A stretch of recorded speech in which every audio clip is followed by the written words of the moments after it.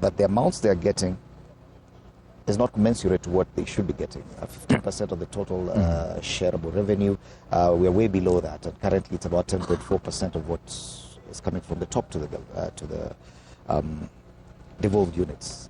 Do you think that the Senate has to some extent let down devolution, and as far as fighting for it in those push and pulls that you have with the national? Not at all, friend, not at all. We've been steadfast, by the way, steadfast in supporting devolution, and not just lip service support. We've had a chance to literally push and move the allocation. I think from 388 billion to 428 billion. We actually were stuck at 460. That's the gridlock we had the other day with the National Assembly.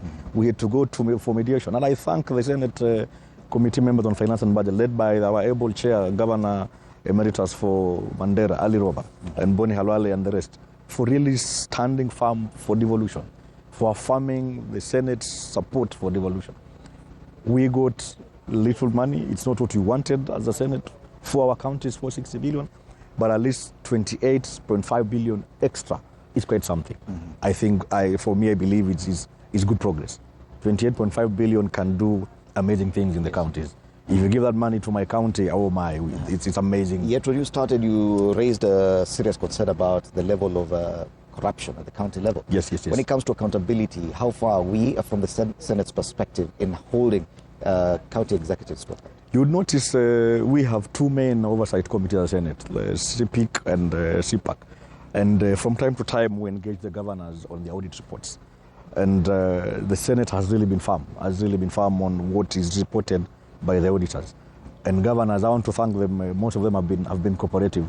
They've really been attending this session of the Senate, seeking to listen to the authority. You know, sometimes, and sorry to say, the media runs a narrative. You wake up one morning and you see funny headlines. And there's a headline on the front page. I saw it today, payroll issue. And it's a true thing, by the way, Fred. We can't run away from the obvious facts. It is true that some county governors are basically using the payroll to siphon money from public coffers. I mean, it's there. We've interacted with it. It's been in the audit reports. We've really grilled these governors. For legal reason, I cannot mention these counties on air, but I can tell you a lot of nonsense happens with the payroll in county government. So it is a big problem. It is a big problem. But then as a Senate, we've been firm on it. We've made direction on the same, and we've really put the governors to task. Right. And you'd realize sometimes the relationship between the Senate and the governors gets a bit sour, but it is what it is. We must oversight and hold them accountable. With the little monies that we fight for them, we demand accountability on how they use these funds. Right.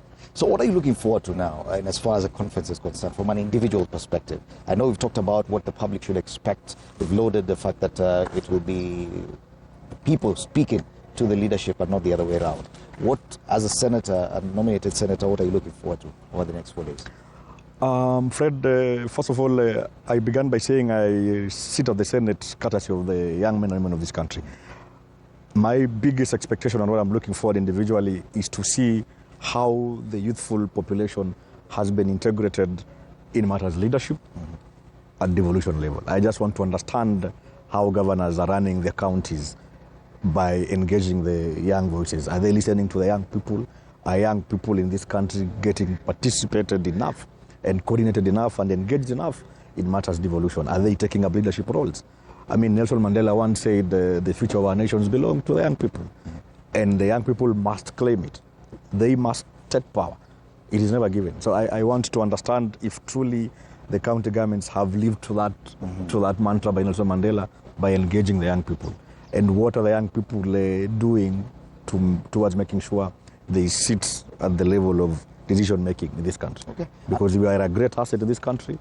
Most other nations have an aging population.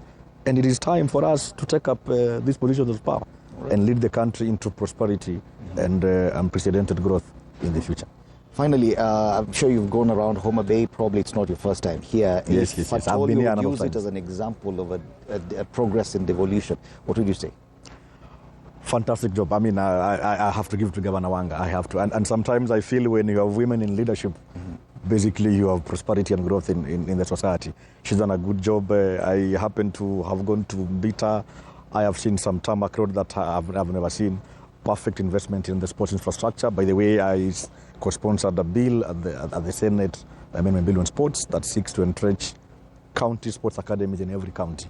And I'm happy that the president has really gone forward towards making sure every county gets a sports center. And the massive investment they've done